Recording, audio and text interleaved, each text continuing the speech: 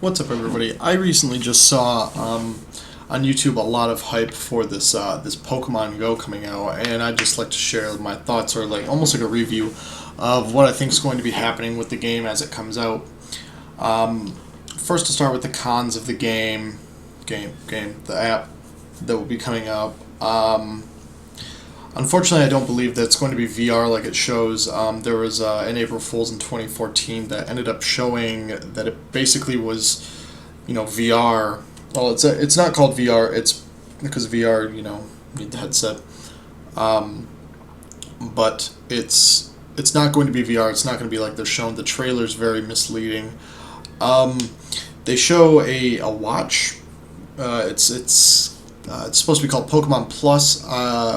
My theories on what this is going to be is, if you've seen the trailer for Pokemon Go, I actually should probably start from the beginning and just tell you what it is. You basically take your smartphone and you find the Pokemon that are around, and it gives you kind of like a track. Kind of like, if anyone knows what geocaching is, you get there and it gives you like a proximity, and then you find a prize or a treasure, except for with this it's a Pokemon, and then you attempt to catch it. From the trailer, it doesn't look like you battle these Pokemon, it looks like you just capture them, which, being a nostalgia Nazi, I am not a fan of that. But anyway, back to the watch. The watch does not have an interface on it. It's just it's almost like a tier, but a Pokeball. It's a sad ball.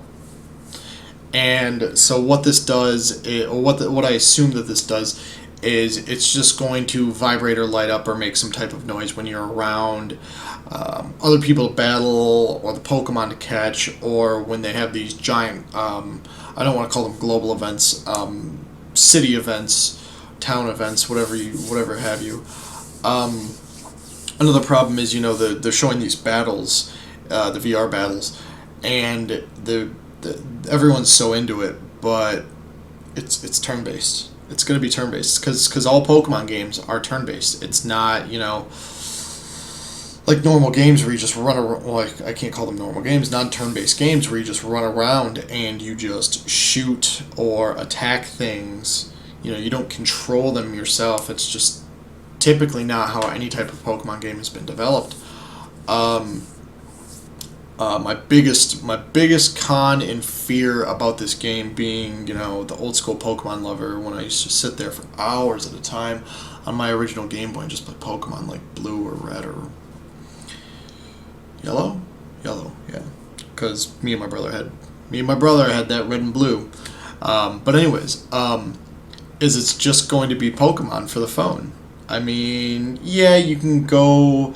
The nerd's got to get out and go walk to the Pokemon, or if you're too big, roll or wheelchair. You got to wheel around, but it's just going to be another game for your phone, from what it looks like, because some of the things we need out of these trailers that they're sending us, because we're getting very misleading things, is we need actual gameplay shown, not like a trailer where it shows people that look superhuman, and then you come out with the game and it's this pixelated junk. Well, compared to that, because I'm not saying the quality of the game defines the quality of the game. The quality of the graphics does not define the quality of the game, because Pokemon back in the day was just these little pixels and it was great. Definitely some of the pros that I like about it. If you're super hyped up into this kind of thing, the project leader for Pokemon that's been on this basically since day one, I believe his name is Miyamoto. He's on this, which is a pretty fantastic thing. Because that him pulling him in is like being like, Gaben, we're making number 3, Half-Life 3. You gotta help. It's like a godsend, except it's Pokemon, not Half-Life 3. Not Half-Life 3 not confirmed, by the way. Half-Life 3 not confirmed. One of the only problems is he has never worked with anything mobile, so that's gonna be interesting. That's in itself, it's going to be interesting. like I said earlier, it's going to be kind of like geocaching, where you gotta move around instead of just sitting around. Trading, of course, is always fun. I always liked that, because I remember back in the day it'd be like, oh man, I don't have this. Oh, can't trade, because that's kind of not a thing until now. One of the super cool things that I saw, even though it's not going to be VR, is it looked like they were showing it in New York. There was this giant group of people, and they are going to take, and you get to fight Mewtwo. Bunch of people, almost like in the Pokemon movie, which I don't know if I'm dating myself a lot, which, I mean, I'm only 23, but I remember watching that as a child, and all the Pokemon were like, smash the Mewtwo. And then they were like, and then Mewtwo was like, but I misunderstood. Why you have to be mad? And, that was basically the end of that. The final announcement is, of course, that this is coming out in 2016. So, at most, a year and a quarter from now. So we will see how this goes. Anyway, this was my review of Pokemon Go with the Pokemon Plus Sad Ball. And if you like that, give it a like, give it a subscribe. Watch some of my other videos. I don't do a lot of reviews. I'm going to start getting into a habit of that. And I'll be up to date, or I'll stay up to date with this whole Pokemon Go once gameplay gets released, and maybe an interfacing.